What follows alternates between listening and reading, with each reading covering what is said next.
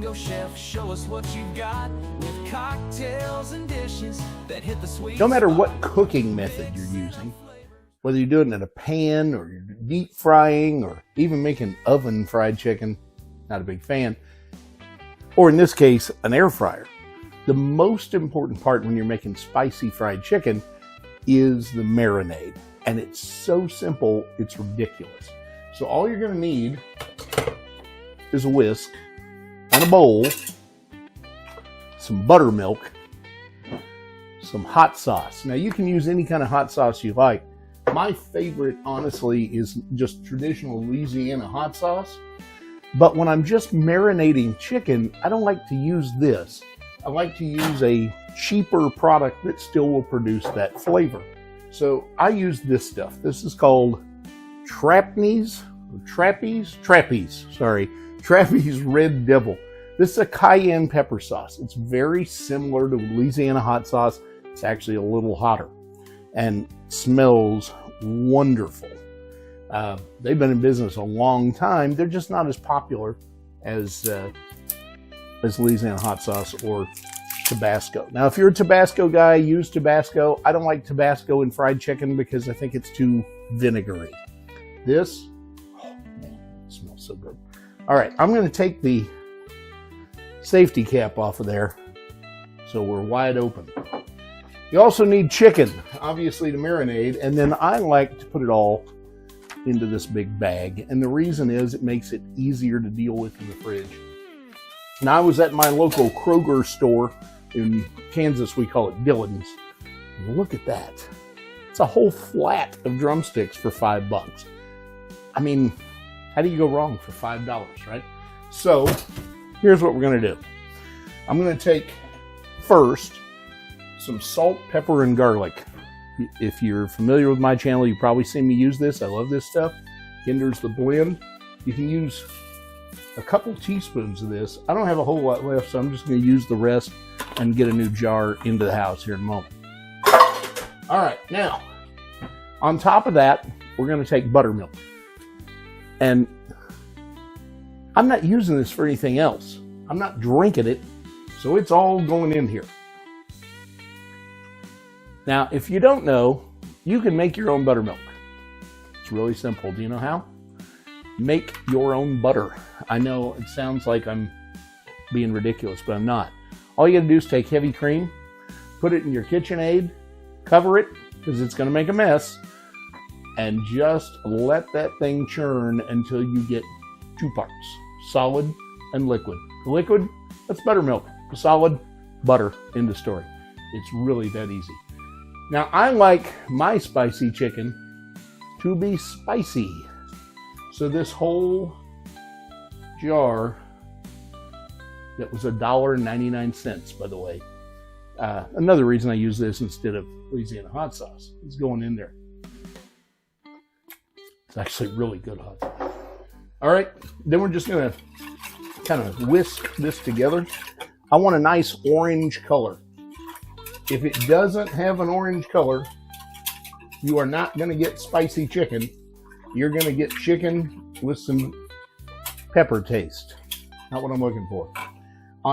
There is going to be additional seasoning in this, but not in the marinade. In the actual flour, which we'll do in the next part, you're going to have your cooking seasonings. This is going to go in this bag. The chicken's going to go in the bag.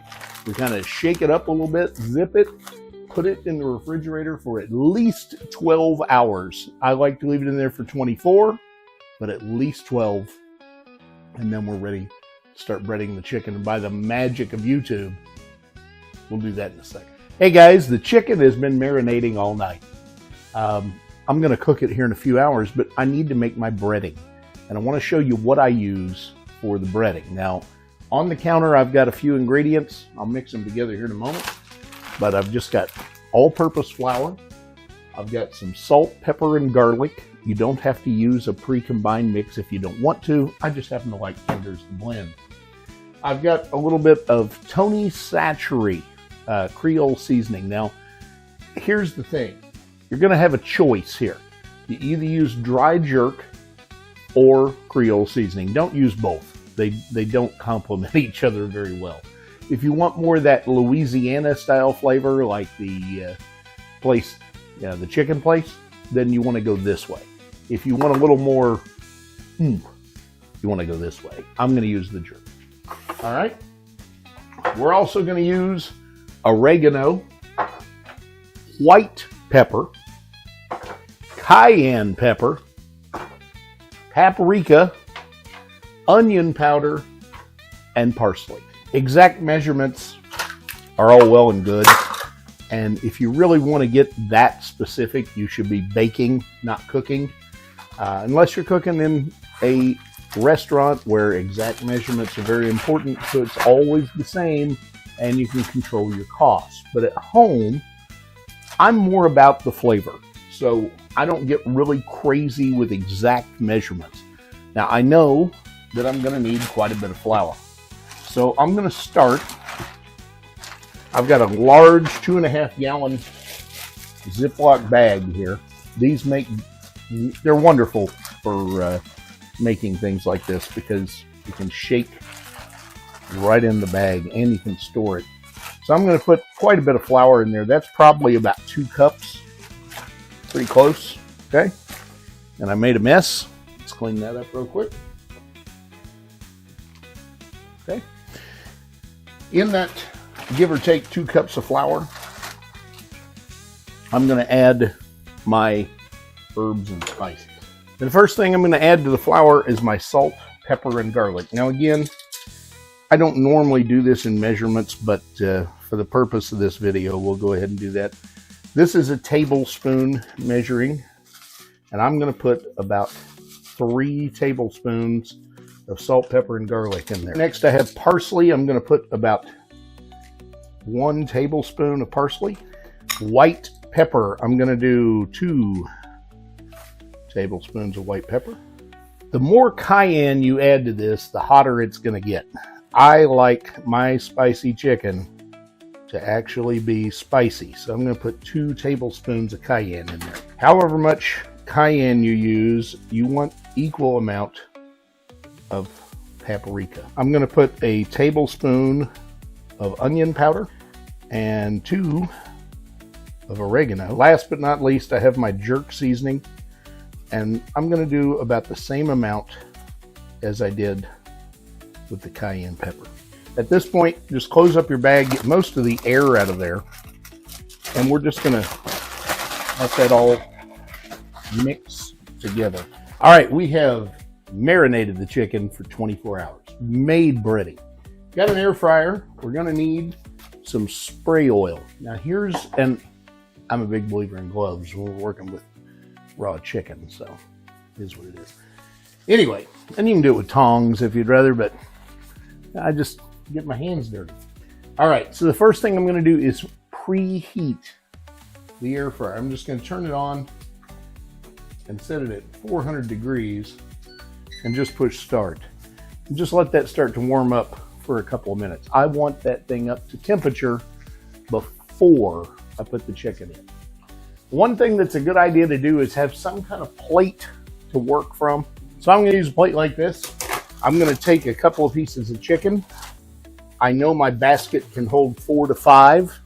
So I'm going to take them out of the marinade and just drop 4 or 5 pieces in to my breading. I'll start with 4 and work from there. It's the easiest way to do this. Just toss them around in there.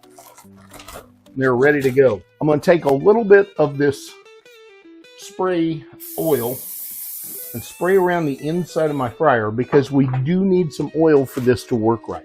On this plate, all I'm going to do, take my breaded chicken out, set it here, liberally coat these with your spray oil. Now I'm going to take these in here and I'm going to lay them downside to the oil. So where I sprayed them is going on the bottom. Try to fit it so they're not really, really tight together. Then take your spray oil again and coat the other side. We're going to put this in here at 400. And we're going to set it for 20 minutes. Actually, I'm going to set it for 25 minutes. At about the halfway mark, I'm going to pull these out, flip them over, see if they need a little more spray, and let them finish. I wish you could smell this. Cook it at home. You have to smell this. It smells amazing in here. All right, so it's got less than 2 minutes left. At the halfway point, I did open it up and flip them over and spray a little more vegetable oil on.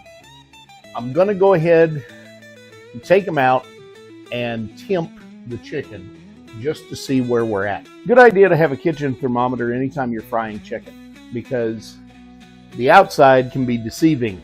The last thing you want to do is bite into a piece of medium rare chicken. So just find the densest point and make sure you're at least at 165 degrees. 3, 2, 1. And that is air fried spicy chicken. I've made this a couple of times. I usually do it in a deep fryer, but I've done it in the air fryer before. The flavor is phenomenal. And you can make it as spicy as you want it, or don't make it spicy. You don't have to put all that stuff in there. But the method is the same. Okay, you're going to marinate the chicken. You're going to let it sit overnight for 12 to 24 hours. You're going to bread it. You're going to put it in the air fryer about 25 minutes. Turn it over halfway. Spray it with oil. That's really all there is to it. And look at that. And the only cleanup I've got is this thing. And anybody who owns an air fryer knows that's an easy cleanup. So until next time, eat fabulous. Let me know if there's something you want me to make. Comment on this video, like, share, and subscribe. Shoot me an email, bill@kansasflamingochef.com, and I'll see you soon. In the heart of Kansas, under sky so clear, lives a chef with a flair, bringing folks some cheer. With a pinch of love and a dash of zest, he's the Kansas Flamingo, and his meals are the best.